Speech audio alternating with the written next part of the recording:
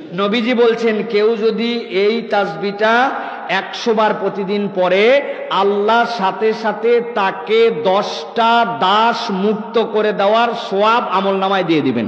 100টা নেকি তার আমলনামায় লিখে দিবেন, 100টা গুনাহ তার আমলনামার থেকে মুছে দিবেন।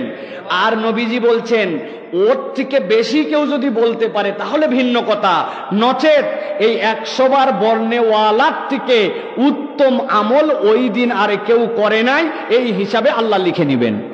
ওই দিনে শয়তান তার আর কোনো ক্ষতি করতে পারবে না, আল্লাহ শয়তান থেকে তার জন্য এটা রক্ষার কবচ বানায় দিবেন। একজন আমার কাছে জানতে চেয়েছেন, হুজুর একটা চমৎকার আমল বলে দিবেন যেই আমলের দ্বারা আমি সারাদিনে অজস্র সওয়াব পাবো।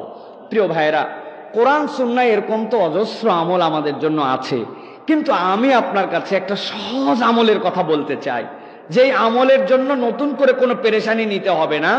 নবীজি সাল্লাল্লাহু আলাইহি সাল্লাম বলেছেন কেউ যদি প্রত্যেক দিন একটা তাসবিহ 100 বার পড়ে, কি তাসবিহ? লা ইলাহা ইল্লাল্লাহু ওয়াহদাহু লা শারীকা লাহু লাহুল মুলকু ওয়া লাহুল হামদু ওয়া হুয়া আলা কুল্লি শাইইন কাদির। বলেন তো, লা ইলাহা ইল্লাল্লাহু ওয়াহদাহু লা শারীকা লাহু লাহুল মুলকু ওয়া লাহুল হামদু ওয়া হুয়া আলা কুল্লি শাইইন কাদির।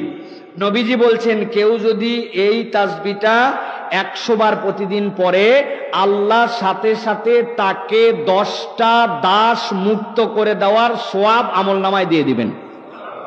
100টা নেকি তার আমলনামায় লিখে দিবেন, 100টা গুনাহ তার আমলনামার থেকে মুছে দিবেন।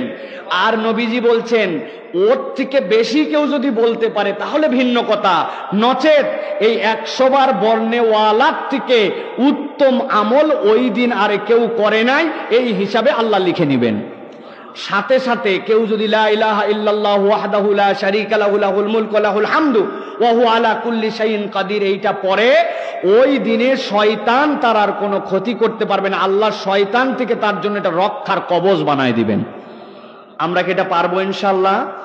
লা ইলাহা ইল্লাল্লাহু ওয়াহদাহু লা শারীকা লাহু লাহুল মুলকু ওয়া লাহুল হামদু ওয়া হুয়া আলা কুল্লি শাইইন কাদির। কত সময় কত দিক দিয়ে ব্যয় করি, এই আমলগুলি যদি আমরা করি আল্লাহ আমাদের দুনিয়া আখিরাতে কল্যাণে ভরপুর করে দিবেন। আল্লাহ আমাদেরকে আমলের জিন্দেগি গঠন করার তৌফিক দান করেন।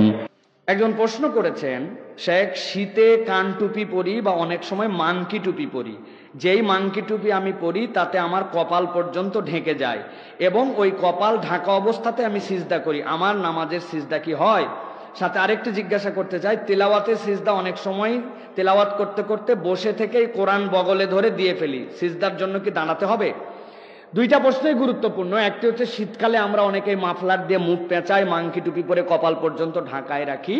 প্রথম কথা হচ্ছে আপনি যদি এই অবস্থায় সিজদা দেন আপনার সিজদা আদায় হয়ে যাবে, তবে হাদিসের আলোকে বোঝা যায় ইচ্ছাকৃতভাবে সিজদার জায়গায় চুল বা অন্য কিছু দিয়ে এইটা আপনার ঢাকায় রাখা উচিত হবে না। আপনি মাজুর, এত ঠান্ডা লাগছে যে আপনার কপাল ঢাকানো আছে, সে অবস্থায় নামাজে দাঁড়ায় গেছেন, কানটুপি খোলার সুযোগ নাই, সেটা আপনার জন্য বৈধ।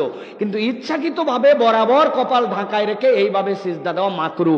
কেননা সিজদা যে 7 অঙ্গ দিয়ে দিতে হয় তার সবচেয়ে গুরুত্বপূর্ণ অঙ্গ হচ্ছে কপাল, কপালটা যেন আপনার জমিনে থাকে। তবে কেউ যদি মাংকি টুপি পরে অথবা মাফলার পরে সিজদা দিয়ে দেয় সিজদা আদায় হয়ে যাবে।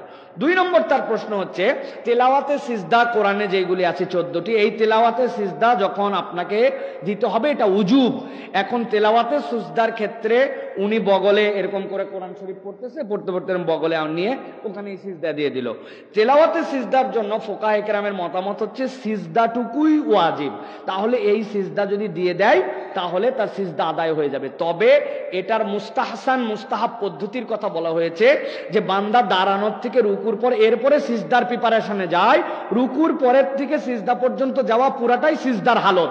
এই হিসাবে কেউ যদি সুযোগ থাকে তাহলে পূর্ণাঙ্গ দাঁড়ায়া সিজদা দিবে, মাথা উঠাবে, তার সিজদা